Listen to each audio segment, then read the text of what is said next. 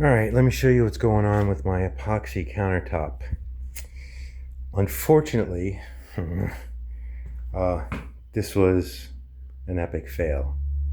Hate to admit it, but it is what it is.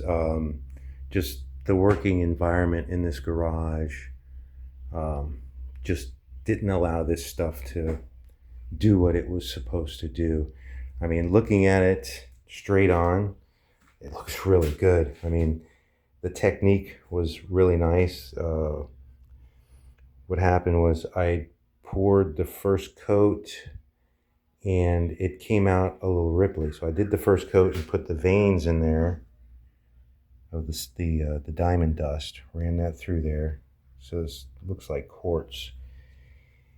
And it came out just a little ripply. So I did a second pour, which, like the first one I did, really added some depth to it to make it look like instead of these veins sitting on top, they're actually down in there.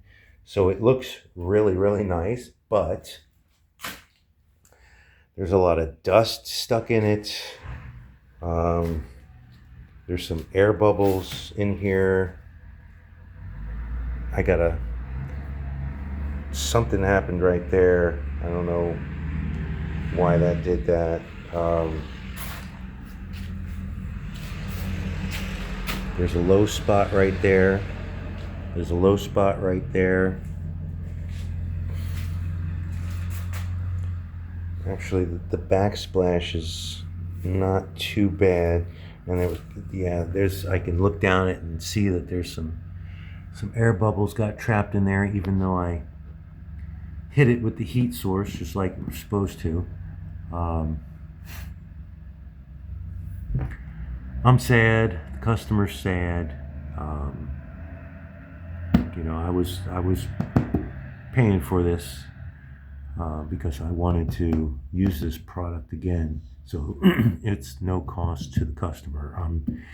I'm eating the whole cost of this.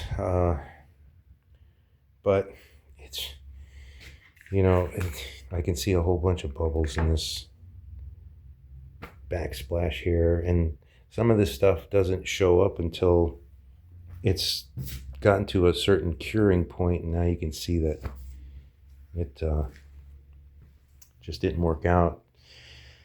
And their instructions are between 70 and 80 degrees with low humidity. And I did this on some cooler days, but I think just due to the fact that this is a garage and the air is not really clean and whatever, it just didn't work out, which is unfortunate because it does look really, really nice. And I could sand it to get the top damage off, but it's not going to get the air bubbles out from what's set into it.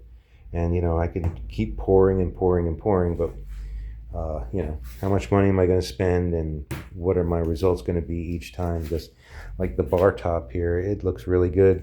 There's only one or two little spots in here that are messed up, but if I pour it again, who's to say, and it's getting hotter now too, so that stuff's it's just not gonna start settling the way it's supposed to. So what we're gonna do now is what we were gonna do to begin with. We were gonna do a Formica top to redo these countertops for her. So I got the Formica on order.